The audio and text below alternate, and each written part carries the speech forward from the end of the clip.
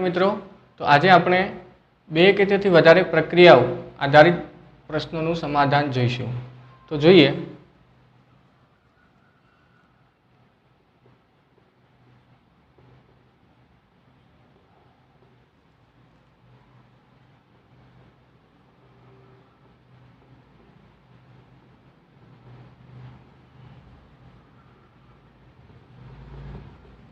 તો મિત્રો, જેમ કે આપણે લાસ્ટ ટાઈમ જોઈ ગયા કે એક જ રાસાયણિક પ્રક્રિયા ઉપર આધારિત કેટલાક પ્રશ્નો કઈ રીતે આપણે સોલ્વ કરી શકીએ. તો હવે એનાથી આગળ જોઈએ કે ઘણીવાર બે કે એનાથી પણ વધારે પ્રક્રિયાઓ એકબીજા સાથે રિલેટેડ હશે અને એના આધારિત પ્રશ્નો કઈ રીતે જોવા એ આપણે જોઈએ. તો એક ઉદાહરણ લઈએ. ધારો કે કોઈ પ્રક્રિયા છે કેલ્શિયમ કાર્બોનેટ, તો એને ગરમ કરવાથી કેલ્શિયમ ઓક્સાઇડ અને કાર્બન ડાયોક્સાઇડ મળે છે. હવે આને આગળ જોઈએ. કેલ્શિયમ ઓક્સાઇડની પ્રક્રિયા P4O10 સાથે થશે તો કેલ્શિયમ ફોસ્ફેટ મળે છે. ઓકે, તો અહીંયા કેલ્શિયમ કાર્બોનેટનું વિઘટન કર્યું તો કેલ્શિયમ ઓક્સાઇડ મળ્યા. હવે એ જ કેલ્શિયમ ઓક્સાઇડની આગળ P4O10 સાથે પ્રક્રિયા કરી તો અહીંયા કેલ્શિયમ ફોસ્ફેટ મળે છે. હવે જો કોઈ પ્રશ્ન કેલ્શિયમ કાર્બોનેટ અને કેલ્શિયમ ફોસ્ફેટ આધારિત પૂછી શકાય તો સૌથી પહેલાં આપણે બંને પ્રક્રિયાઓને સંતુલિત કરીશું.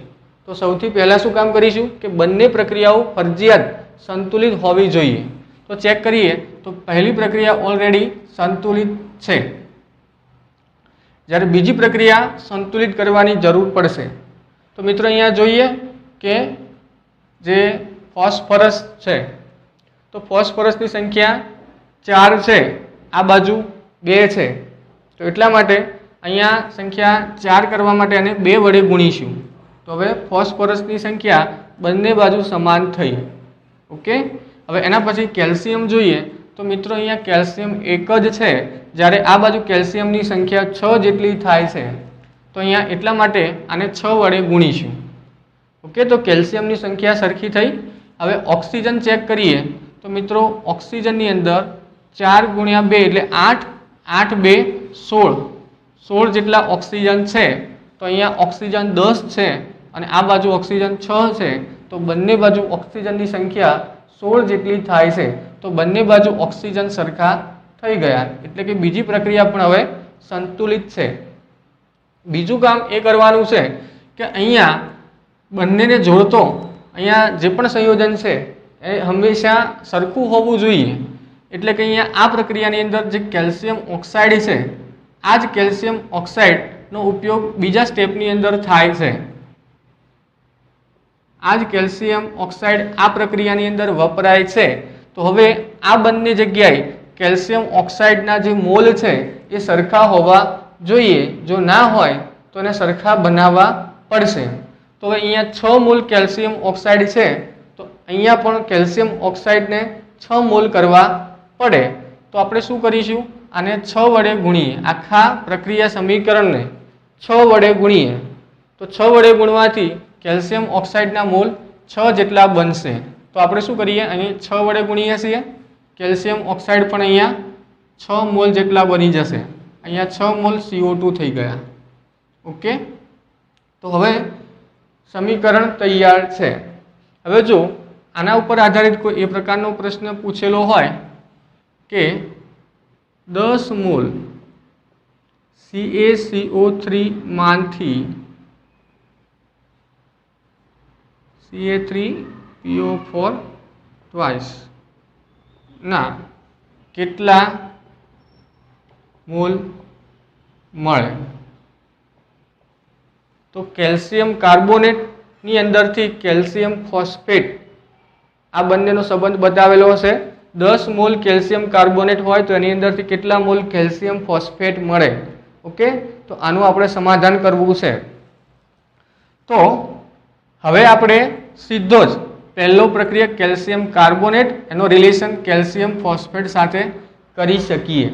આટલું કર્યા પછી હવે બંનેનો આપણે સીધો સંબંધ જોઈ શકીએ.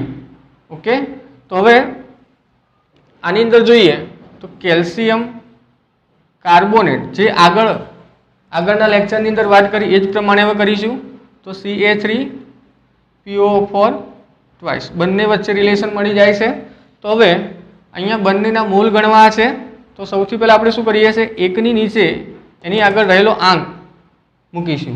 તો અહીંયા કેલ્શિયમ કાર્બોનેટની આગળ 6 છે, તો 1/6 હવે એના મોલ, કેલ્શિયમ કાર્બોનેટના મોલ બરાબર કેલ્શિયમ ફોસ્ફેટ માટે, તો કેલ્શિયમ ફોસ્ફેટના કેટલા મોલ છે, 2 મોલ છે. ઓકે, તો અહીંયા 1/2 હવે એના મોલ. હવે જો કેલ્શિયમ કાર્બોનેટના કેટલા મોલ આપેલા છે, 10 મોલ આપેલા છે. 1/6 10 બરાબર 1/2 n. ઓકે, તો હવે n ને કરતા બનાવીએ, n બરાબર 10/6 ગુણ્યા 2 એટલે કે n બરાબર 20/6. તો આ જે મળે છે એ કેલ્શિયમ ફોસ્ફેટના મોલ, કેલ્શિયમ ફોસ્ફેટના મોલ હશે.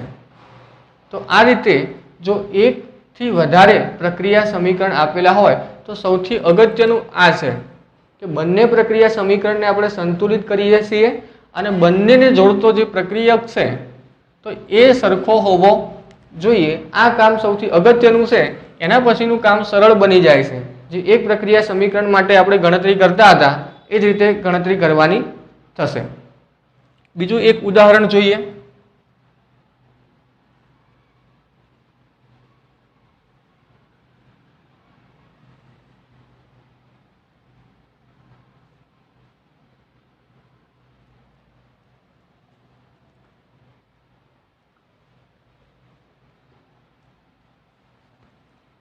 ધારો કે S8 ની પ્રક્રિયા O2 સાથે થાય તો આપણને SO2 મળે છે.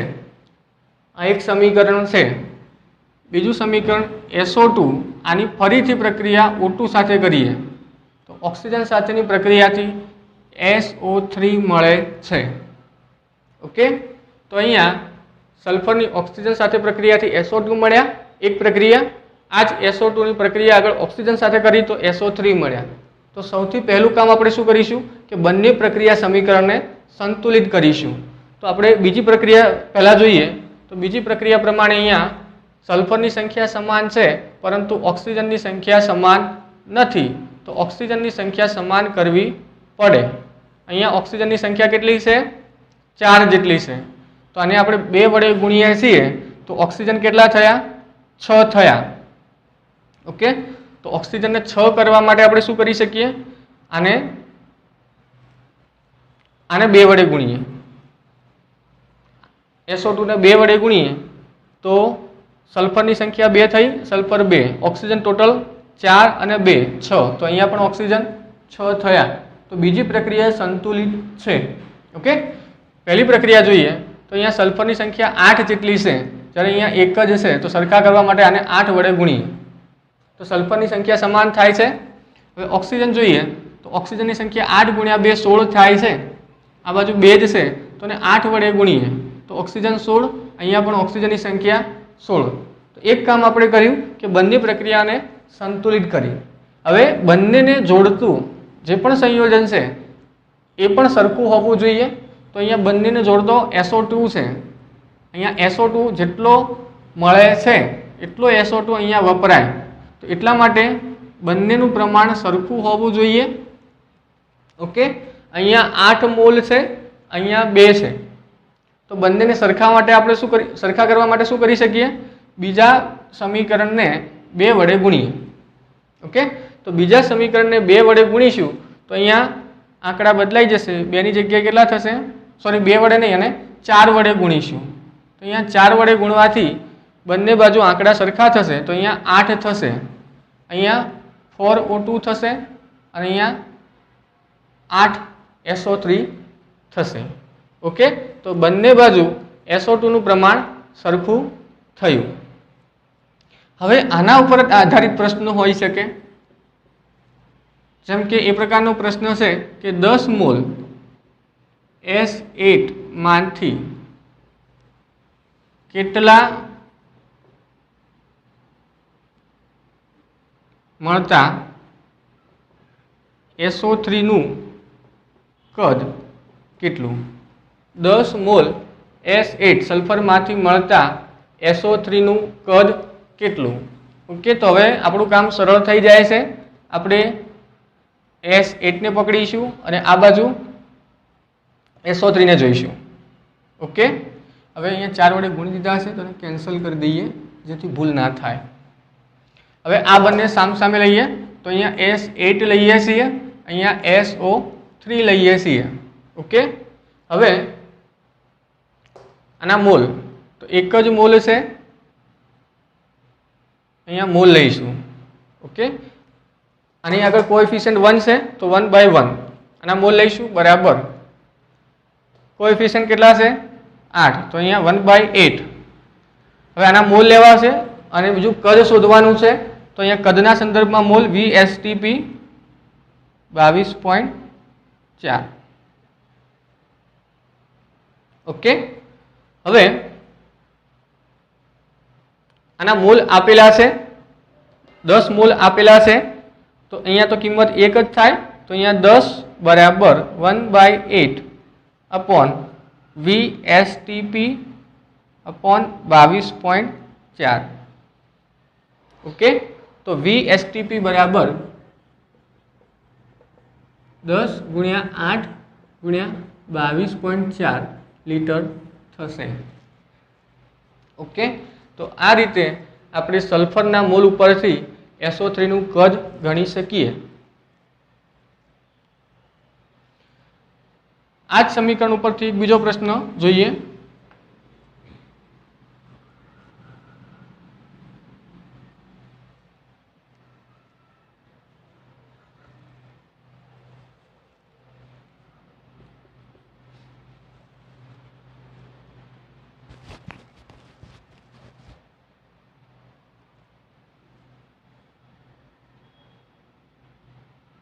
દસ મોલ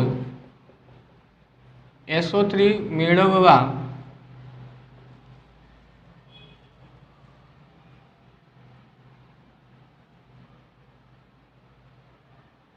O2 નું અથવા O2 ના કેટલા મોલ જોઈએ? ઓકે, તો અહીંયા SO3 અને O2 વચ્ચેનો સંબંધ છે તો SO3 મેળવવા માટે કુલ કેટલા મોલ O2 ની જરૂર પડે છે? તો અહીંયા જોઈએ 8 મોલ O2 છે, અહીંયા 4 મોલ O2 છે તો પ્રક્રિયા માટે કુલ 12 મોલ O2 ની અંદરથી 8 મોલ SO3 બને છે. 12 મોલ O2 માંથી 8 મોલ SO3 બને છે. ઓકે, તો આપણે આ રીતે પણ કરી શકીએ. મોલ સામે મોલ છે તો આપણે એમ પણ કહી શકીએ કે 8 મોલ SO3 બનાવવા માટે 12 મોલ O2 જોઈએ તો 10 મોલ SO3 માટે કેટલા મોલ O2 જોઈશે? તો અહીંયા O2 ના મોલ બરાબર 10 ગુણ્યા 12 ભાગ્યા 8. તો મિત્રો આની ગણતરી કરીએ. 4 ગુણ્યા 2 એટલે 4 3 કેન્સલ થશે, અહીંયા 5 વડે કેન્સલ થશે તો અહીંયા 15 મોલ જવાબ આવે છે. 15 મોલ ઓક્સિજનની જરૂર પડે. ઓકે, હજુ એક વધારે ઉદાહરણ જોઈએ.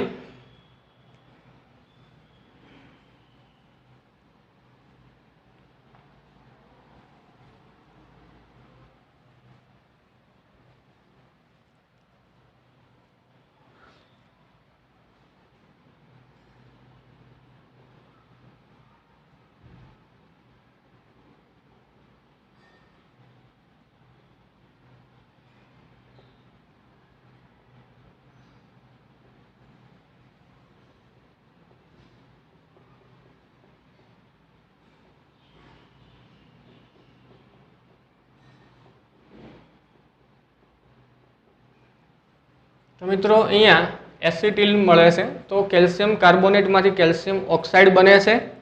કેલ્શિયમ ઓક્સાઇડની પ્રક્રિયા કાર્બન સાથે કરીએ તો કેલ્શિયમ કાર્બાઇડ બને છે. કેલ્શિયમ કાર્બાઇડની પ્રક્રિયા H2O સાથે કરીએ તો C2H2 એસિટિલિન બને છે. ઓકે, તો સૌથી પહેલા અહીંયા જે પણ પ્રશ્ન હશે સૌથી પહેલા આપણે શું કામ કરીશું કે દરેક પ્રક્રિયા સમીકરણને સંતુલિત કરીશું. તો છેલ્લા પ્રક્રિયાને પહેલા જોઈએ. કેલ્શિયમની સંખ્યા બંને બાજુ સરખી છે. કાર્બન, તો કાર્બનની સંખ્યા પણ બંને બાજુ 2 જેટલી છે. H2O, તો અહીંયા હાઇડ્રોજન ટોટલ 4 જેટલા છે, અહીંયા 2 જ છે, તો 2 વડે ગુણીએ. ઓકે, હવે ઓક્સિજનની સંખ્યા કેટલી છે? 2 છે, તો અહીંયા પણ ઓક્સિજનની સંખ્યા 2. ઓકે, તો પ્રક્રિયા સમીકરણ સંતુલિત છે.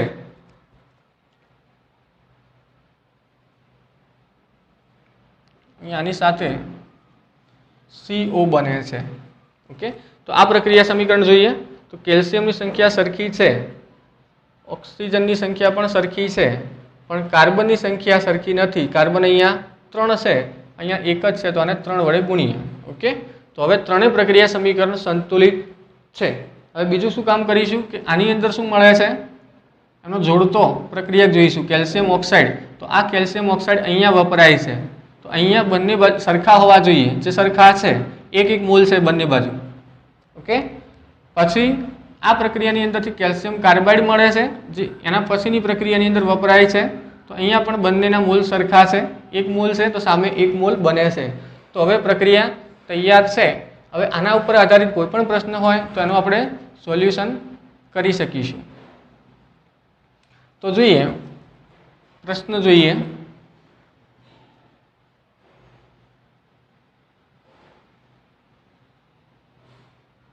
દસ મોલ CaCO3 કેલ્શિયમ કાર્બોનેટમાંથી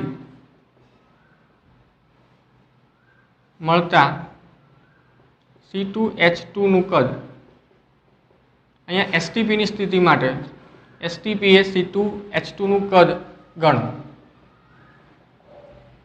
ઓકે, તો અહીંયા CaCO3 લઈશું, સામે C2H2 લઈશું. બરાબર છે. અહીંયા મોલ છે, સામે કદ છે, તો મોલના સંદર્ભમાં લખવા છે.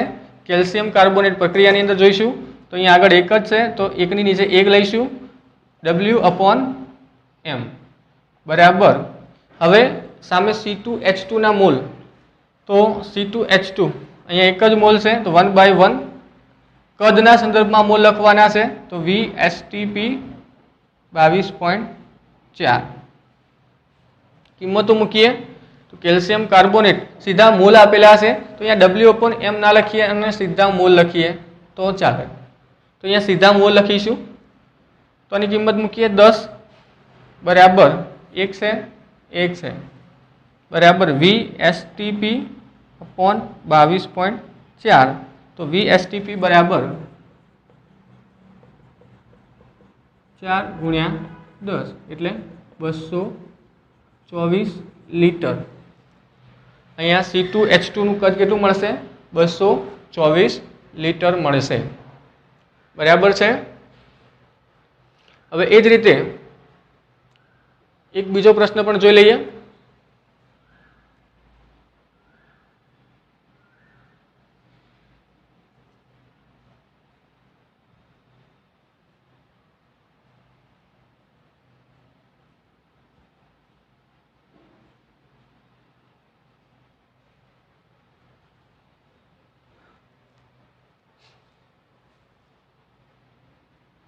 બે મોલ C2H2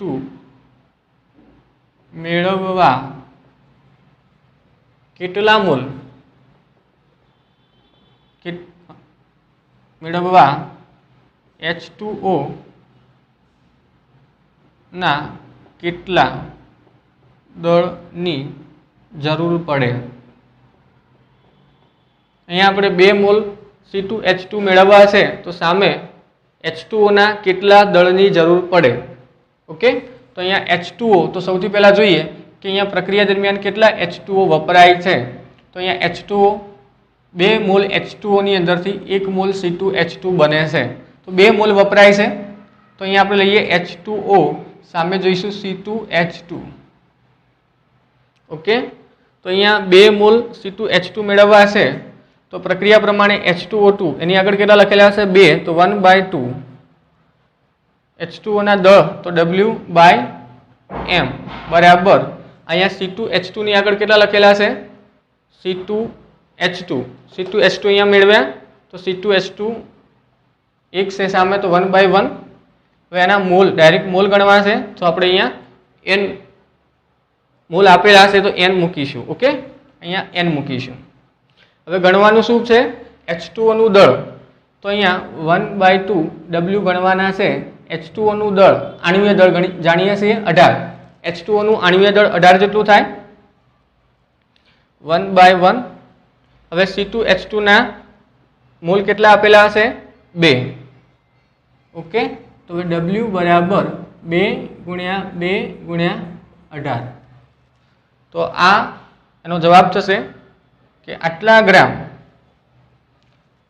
ગ્રામ H2O ની જરૂર પડશે ઓકે તો જો આ રીતે એકથી વધારે ક્રમિક પ્રક્રિયા સમીકરણ આપેલા હોય તો સૌથી અગત્યનું કામ અહીંયા છે કે જેટલા પણ ક્રમિક પ્રક્રિયા સમીકરણ આપેલા હોય તો દરેક પદને આપણે સૌથી પહેલાં સંતુલિત કરીશું અને પછી એમને જોડતો જે પ્રક્રિયક છે એ બંને બાજુ સરખો હોવો જોઈએ જો સરખો ના હોય તો ચોક્કસ મૂલ્ય વડે જે તે સમીકરણને ગુણીશું અને એનું મૂલ્ય સરખું કરીશું એના પછી એમના વચ્ચે સીધો રિલેશન મેળવી અને આગળ આપણે જે ગણતરી શીખ્યા એ પ્રમાણે એનો જવાબ મેળવી શકીએ છીએ।